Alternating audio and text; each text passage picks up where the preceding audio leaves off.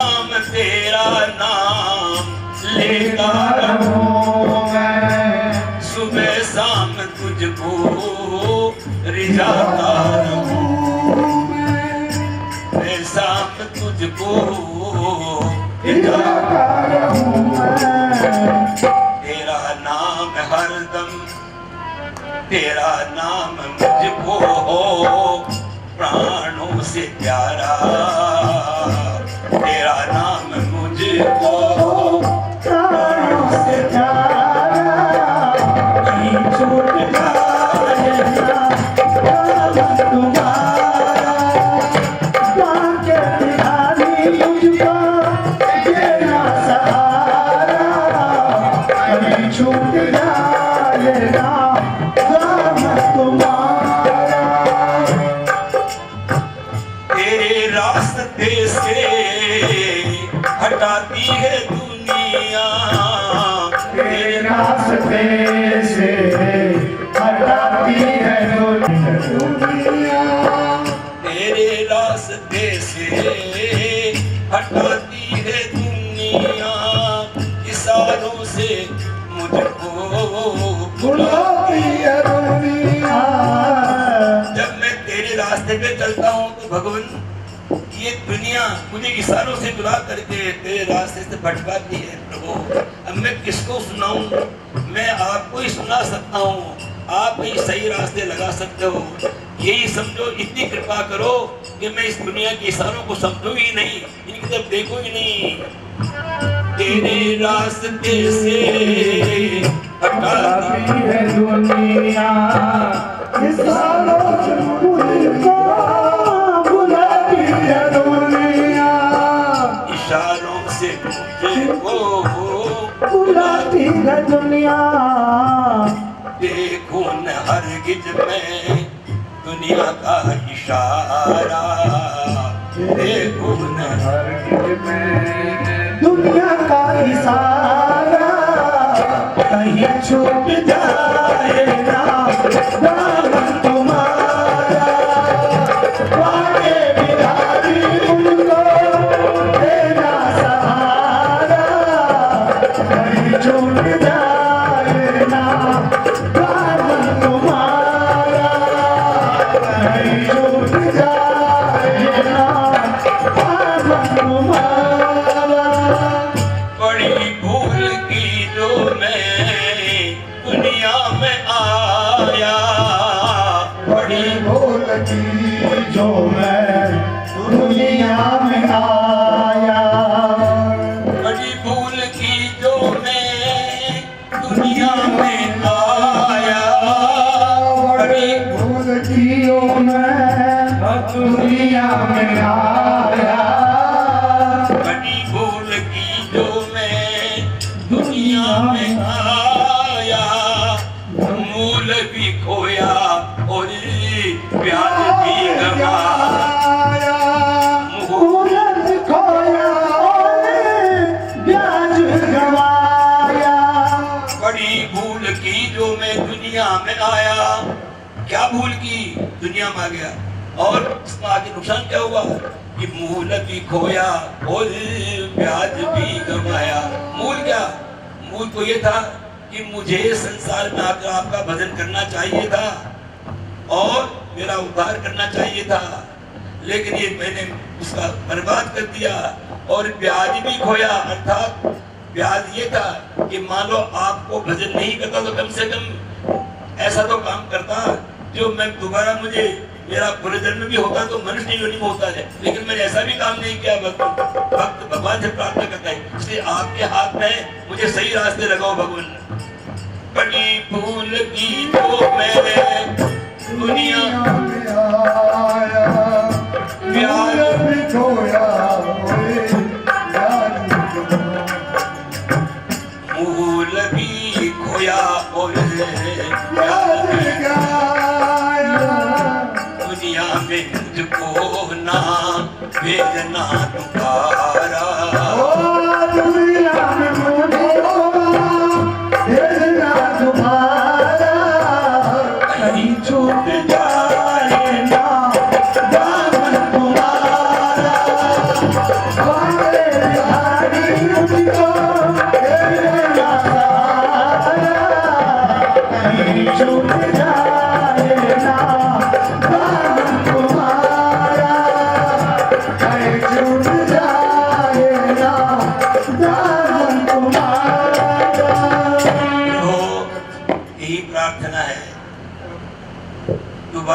भेजना।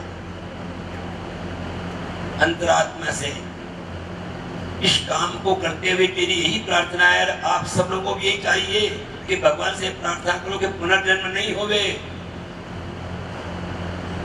दुनिया में मुझको ना भेजना दोबारा, कहीं छूट जाए ना दामन तुम्हारा। आपका सहारा न छूट जाए, आपके सहारे को छोड़ करके मैं दुनिया के सहारे में चला जाऊं भगवान। इस प्रकार उनको भक्ति का उपदेश दिया उन्होंने, भवाटवी का वर्णन करके, और संसार से उनका मोह हटाया। और राजा जलभरत जो है सो, वो जलभरत महाराज जो है सो उसका भी उद्धार कर दिया, और खुद को मुक्त थे ही, मुक्त हो ही गए। क्योंकि बीच बीच में जो कई जगह उनको कई आपत्तियां आई थी, सबको सहन कर रहे थे, सहनशील हो गए थे। इस तरह से जलभरत के उपदेश से और उनके आचरण से हमको ये रहना चाहिए कि जड़ भले ही मत बनो, जड़ भले ही मत बनो, जड़ तो बन भी नहीं सकते, क्योंकि जड़ बनना बड़ा मुश्किल है। परमहंस साधु हैं, कोई जड़ की तरह रहते हैं, हम नहीं रह सकते, लेकिन मन में जो है सो भगवान की तरफ झुकाव रहे। और फिर उन्होंने जो है सो उसको उपदेश दे करके उस पुस्तक को भेज दिया। कृष्णचंद्र भगवान की जय। फिर सुखदेव जी ने राजा परीक्षित को नरकों का वर्णन बताया, जो जैसा पाप करता है वैसा उसको नरकों में भोगना पड़ता है। तो फिर परीक्षित ने पूछा कि महाराज नरकों में, नरकों से बचने का उपाय क्या है? तो वो उनका उपाय बताएंगे। अभी जो है हाँ ठीक, इसलिए आपकी चाय की पूर्ति कर लो पहले। चाह की चाह है। महाराज आपने कहा है कि कोई निशानों में कुछ लोग बुलाते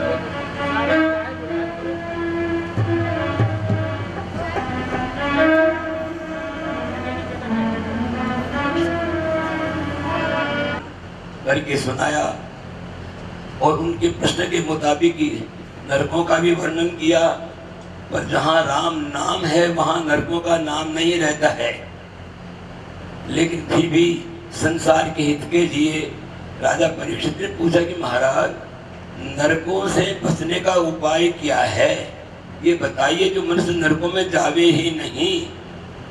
क्योंकि जितने भी बताए गए हैं उनमें कुछ न कुछ तो पाप होता ही है मनुष्य से, उससे कैसे बचें? सुखदेव जी ने कहा राजा परीक्षित, ऋषियों के द्वारा बताए हुए जो प्रायश्चित हैं, प्रायश्चित कहते हैं वह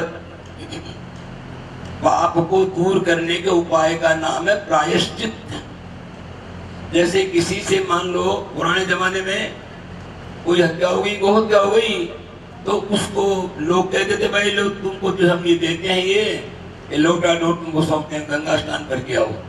तो गंगा स्नान करने से उसका वो प्रायश्चित मानते हैं, लेकिन वो प्रायश्चित कभी दोष तो लगेगा सो लगेगा ही, गोहत्या का पाप तो लगेगा सो लगेगा ही, लेकिन उससे प्रायश्चित से क्या होता है कि जो वो थोड़ा हल्का हो जाता है।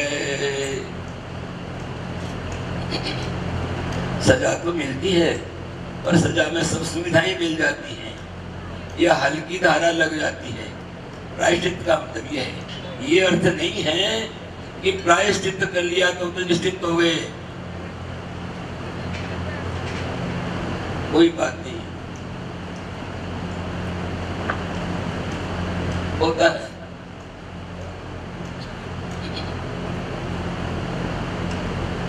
तो सच्चा प्रायश्चित तो यह है कि भगवान का नाम लिया जाए, मन में कल्पना भी नहीं की जाए बुरे काम की। बुरे काम की मन में कल्पना हो गई तो वहीं रोक लो, कल्पना होने में तो बुरा काम की, और कल्पना हो गई तो वचन में मत आने दो, और वचन में आ गया तो कर्म में मत करने दो। मूल मन है, मन में ही उत्पन्न मत होने दो। तो ऐसा तो एक भगवान का नाम है, भगवान की भक्ति है, जो मन में किसी पाप का विचार ही नहीं होता है, और जिसमें भगवान का नाम ऐसा है कि जो सारे पापों का नाश कर देता है। इस पर राजा परीक्षित, मैं तुम्हें एक अजामिल ब्राह्मण के का चरित्र सुनाता हूँ।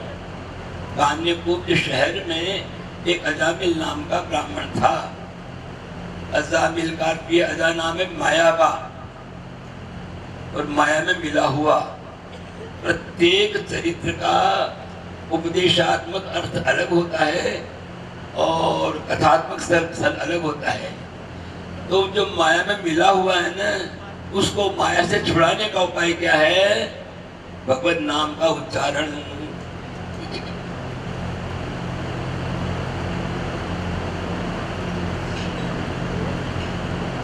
वो अजामिल ब्राह्मण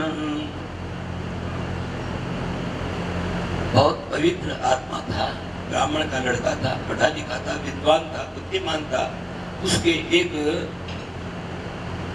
सुंदर सुशील सच्चरित्रा पतिव्रता पत्नी भी थी, बूढ़े माता पिता भी थे, पर संग के दोष से, वो दृष्टि दोष से वेश्या को अपने घर ले आया। वेश्या के घर, और आने पर क्या किया कि पत्नी को भी निकाल दिया, माता पिता को भी घर से निकाल दिया, और उसी के प्रेम में पागल हो गया। वो दृष्टि दोष हो गया। देखिए, पाप के घुसने के दो रास्ते ज्यादा हैं, और तो सारे रास्ते इंद्रियों के, पर पहला रास्ता तो है आंखें, दूसरा रास्ता है कान। किसी के भी वचनों को सुनते हैं, वो हृदय में प्रवेश कर जाते हैं।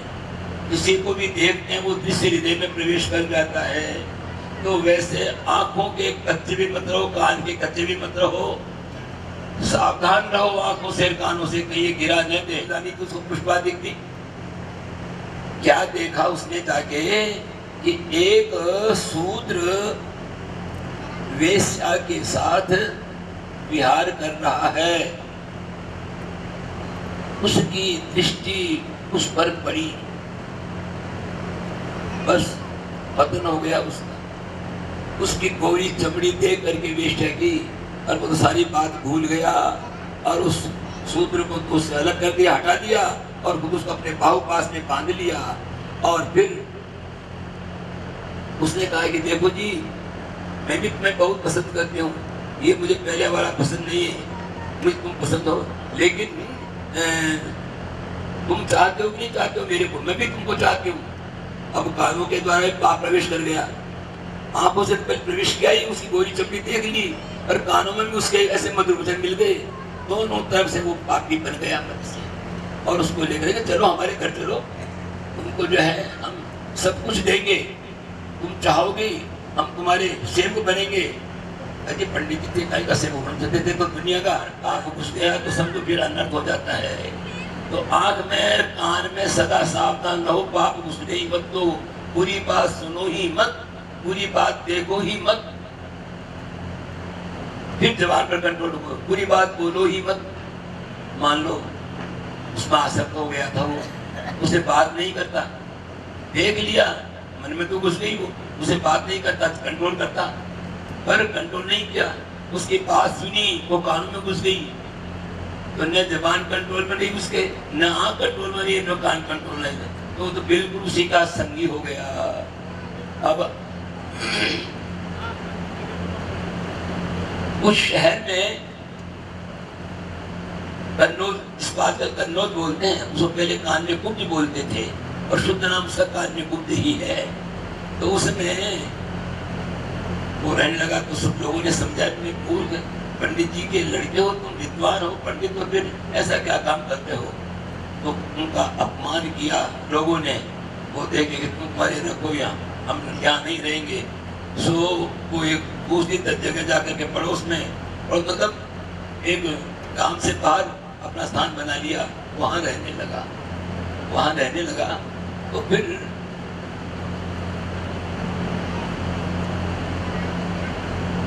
धंधा को क्या करें? ब्राह्मण का काम करता था, पूजा पाठ में कभी तो नहीं थी, लेकिन वो तो जो है सो पूजा पाठ उसको पसंद नहीं था, और उसको पसंद होता तो उसकी उस पत्नी को पसंद नहीं था। वो भी तो जो है सो रास्ता दिखाने वाली थी ना।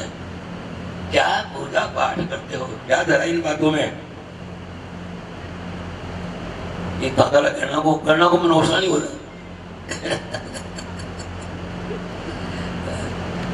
जय हो। बोलो श्री कृष्णचंद्र भगवान की जय।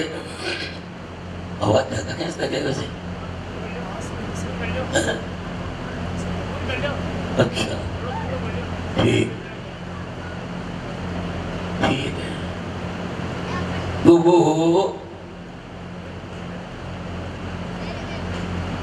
अब सब लोग उससे डरने लगे। बच्चा कोई दूध नहीं पीता तो बच्चे को माँ कहती अरे सो जा, दूध पी ले, नहीं तो भी अजामिल आ जाएगा। उसके डर के मारे बच्चे सारे दूध को 2 3 4 5 मोटी मोटी घूंटे करके पी जाते थे। रोते हुए तो सो जाते थे। इतना उसका आतंक फैल गया, आतंकवादी हो गया वो। अब सब लोग उसे दुखी रहने लगे। भाई क्या करें, व्यक्तित्व तो जो है सो होता ही है, व्यक्तिगत स्वतंत्रता तो होती ही है, उस जमाने में भी थी, कुछ कह नहीं सकते थे। अब वहां डाका देता, चोरी करता और खूब माल लूट के लाता था। इस प्रकार उसके धीरे धीरे धीरे 9 बच्चे हो गए